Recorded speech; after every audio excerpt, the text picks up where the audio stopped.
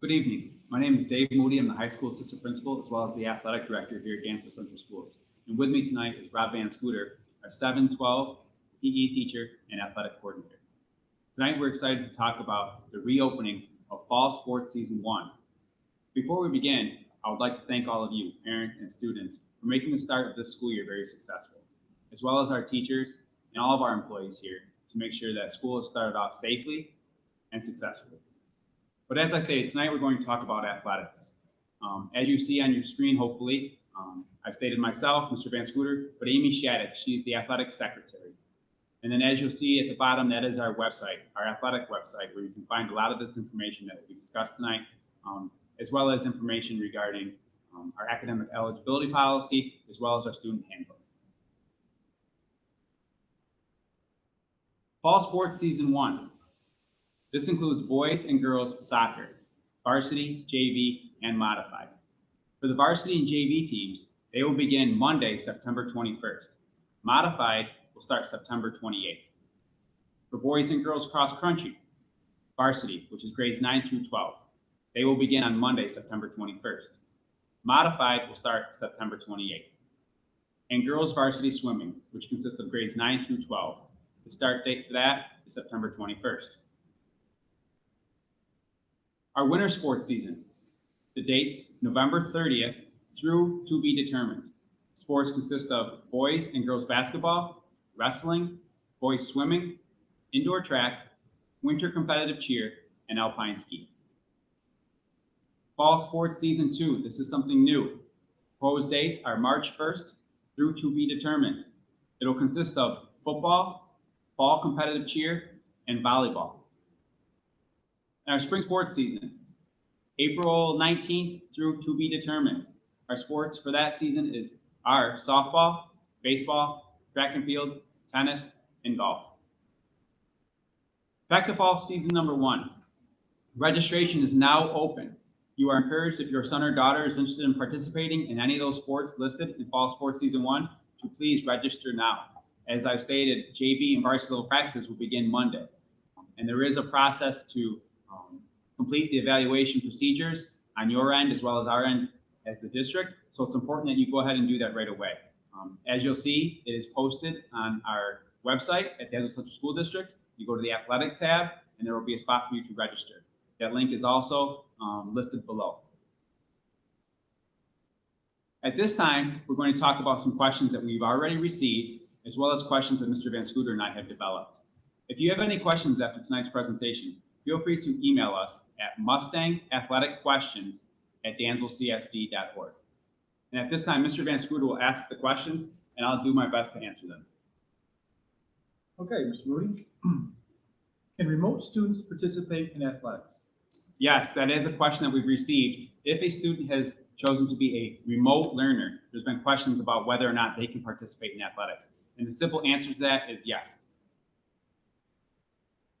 Can hybrid students who only attend school in person 2 days a week participate in practices on the days they are not in school? Yes. As you know, there's a hybrid style of learning this year. We have 2 different cohorts, cohort A and cohort B. Cohort A attends school on Monday, Tuesday. Cohort B attends school in person on Thursday and Friday. So the question that has been asked multiple times is, if my student is a cohort B student, which means they only come to school on Thursday, Friday, can they participate in athletics on Monday and Tuesday, the days that they do not come to school? And the answer is yes, they still can participate 5 days a week. Adding to that, is there an attendance piece with that? That's a great question. Attendance is an important part of school. It's also an important part of athletics. Students are required to be in attendance in one way or another. For example, this year, if you are attending in person, your attendance is obviously taken while you're here in the building. If you are considered a full remote learner, your attendance is taken on Monday and Tuesday by virtually participating in class through a Google Meet. On the days that students are not in person or are not virtually participating in class, they're considered asynchronous learners that day. And to take attendance on those days, students are required to fill out a survey. That survey has been emailed to students. It's also a part of a Google Classroom that they are a part of. And it's important that they complete that survey every single day by noon. That is our way of tracking their attendance. Students will need to complete that in order to participate in athletics. The way it is done is a documentation is developed at the end of the day to determine who has been in attendance, whether it's in person or whether it's from home. And athletics, if we have not received notification that you were in attendance for that day, meaning you did the things that you were supposed to do, or more or less completed that survey, then you will be unable to participate in athletics. You must be in attendance in one way or another to participate in athletics. Are students required to wear a face covering when practicing and playing? Face coverings are important, as we all know. The Department of Health has stated the importance of those, and student athletes will be required to wear a face covering while practicing, while playing, and while on the sideline. Yeah. Is there any exception to that? There are exceptions to that, and that is when it is deemed unsafe for an individual to be wearing a face covering. And a perfect example of that would be swimmers. While they are in the water, they should not wear a face covering. Will student athletes be allowed mask breaks? Mask breaks are important. Coaches will work with student athletes to help them to understand when it's an important time to take a mask break. Mask breaks will be provided by our coaches quite often during practices. And some of the rule changes that we'll talk about later have actually developed times within a competition for mask breaks to occur. Students are encouraged to take a mask break, whether it's in school or during athletics when they need to.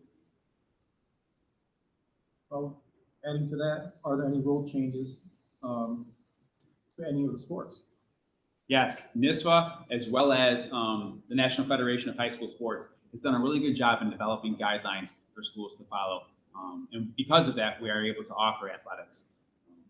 Some of the rule changes I'm not going to get into tonight because they're specific to specific sports. All of our coaches are aware of the rule changes, and they will be speaking with their athletes about those. Will there be senior recognitions? Yes, we understand the importance of senior night, not only to our athletes, but to the parents as well. And what we're asking is that our coaches schedule senior nights within the first 2 weeks of competition. That way, in case things take a turn and athletics are suspended, we'll have a better chance of getting senior night ceremonies to occur.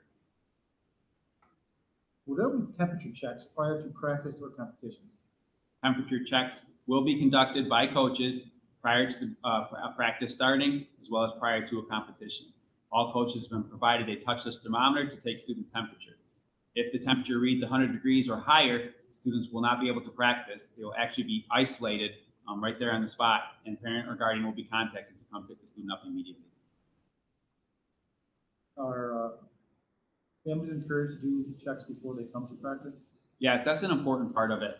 Just like with school, it's important that you are doing your part at home as a student athlete, as a parent, to understand the health checks, taking temperature, as well as COVID-related symptoms. And if a student athlete has any of those symptoms, we please ask that you keep them home.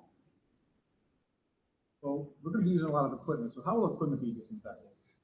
Equipment will be disinfected by the coaches in accordance with the Department of Health guidelines. We are also limiting the amount of equipment that will be used. For example, our strength and conditioning coach, he will still be working with athletes, but we will not be using the weight room. And Coach Vogel has done a great job of developing different workouts that don't require equipment to be used. Is there anything families can do to help with disinfecting? Yes, it's important that after every practice, after every game, uniforms are washed, practice clothes are washed, athletic bags are washed, and that students are provided water bottles. This year, the importance of water bottles and not sharing water bottles. Make sure that students are clearly labeling their water bottles, filling them before practice, because we will not have what's known as a community water jug for students to fill up their water bottles. What about the access to locker room facilities? At this time, locker rooms are closed. They're not accessible. Except for swimming, students can use the locker rooms for swim. But for other sports, we are asking that students arrive to practice dressed for practice. If a student is in attendance in the building that day, and they obviously don't feel comfortable wearing their practice clothes all day long, they should bring them with them, and then they'll be provided time at the end of the day to go into the restroom one at a time to get changed for practice. Speaking of in school, will there be a sports study hall provided? Sports study hall will be provided, what's traditionally known as our ninth period, 2:30 to 3:20. However, it's important to know that it'll only be provided for students that are in person in the building that day. So if a student is not in person learning that day, they should just arrive right to practice. Speaking of arriving to practice, will transportation be provided to student athletes to go to and from practices? Transportation this year will not be provided to students to and from practices. You know, and we understand the burden that can cause on families. Students that are in-person attendance, we always try to schedule practices immediately after school. That way, those students that are attending in person on that particular day, they can head right to practice. But transportation by the district will not be provided to students to and from practices. However, transportation will be provided to competition, games, contests. And since we have 4 sports seasons this year, can students participate in all 4 of those seasons?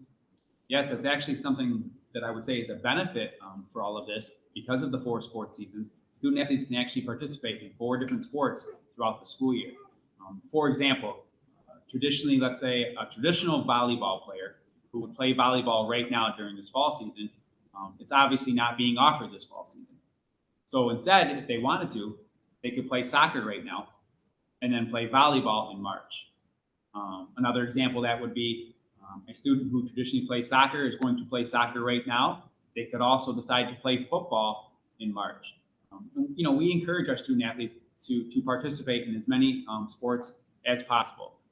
We all understand the benefits of being a part of a team, and this year with the opportunity to play multiple sports, we are encouraging students to do so. Well, Ms. Brody, at this time, that's all the questions that we have right now. I'm sure there's a lot of questions that a lot of you still have. There's questions that Mr. Van Scooter and I have. I can tell you that him and I have been back and forth each day, each night, talking about different questions, playing devil's advocate with one another, speaking to other ADs, other coaches. So there's probably still questions that are out there. There's going to be questions that we have, that you have throughout all of this. We encourage you that if you have any questions that we did not answer tonight, please feel free to email us. As you see on your screen, hopefully, it's Mustang Athletic Questions at dansvillecsd.org. You email questions to that, Mr. Van Scooter and I will respond. And as always, you can give us a call here at the school, 335-4010. We'd be happy to help answer any questions that you or your child has regarding athletics. Mr. Van Scooter and I, we have a lot of pride in Dansville athletics. As I stated earlier, the start of the school year has been very successful, and we hope that athletics will be just as successful. So thank you for watching this. We hope to see you on the athletic field. Go Mustangs.